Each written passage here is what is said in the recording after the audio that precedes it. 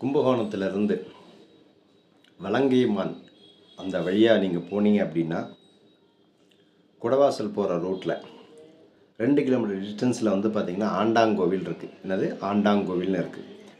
அம்பிகைக்கு வந்து பார்த்திங்கன்னா அங்கே இருக்கக்கூடிய அம்பிகைக்கு வந்து பார்த்திங்கன்னா 7 சோமவாரத்தை திங்கள், அதாவது 7 சோமவாரம்னா நம்ம வந்து இதில் சமஸ்கிருதத்தில் சொல்கிறோம், திங்கக்கிழமை தமிழில் சொல்கிறோம். 7 சோமவார திங்கள் வந்து பார்த்திங்கன்னா அர்ச்சனைக்கு பணம் அனுப்ப உரிய வயது வந்ததும் ருதுவாகாத பெண்கள் ருதுவாகுவார்கள். ருதுவாகாத பெண்கள்லாம் என்ன, அதாவது வயசு வராத பெண்கள் எல்லாம் அது மாதிரி பிரச்சனைகள் இருந்துச்சு அப்படின்னா இந்த ஆண்டாங்கோவிலில் போய் அதுக்கு உண்டான சோமவார திங்கள், எத்தனை திங்கள், 7 திங்களுக்கு போய் அதுக்குண்டான அது அபிஷேக பூஜைக்கோ ஏதாவது நீங்கள் வந்து பணம் கட்டினீங்க அப்படின்னா அந்த பிரச்சனை தீரும். ஹோமங்களில் சிறந்தது வந்து பார்த்திங்கன்னா மகாமிருத்யுஞ்ச காயத்ரி ஹோமம். சிவாலயங்களில் ஈசான்ய பகுதியில் இருக்கக்கூடிய காலபைரவரை வழிபட மிருத்யுஞ்ச ஹோமம் நடத்துவதால் சகல வல்லமை பெற முடியும். போய் வழிபடுங்க மிருத்யுஞ்ச ஹோமம்.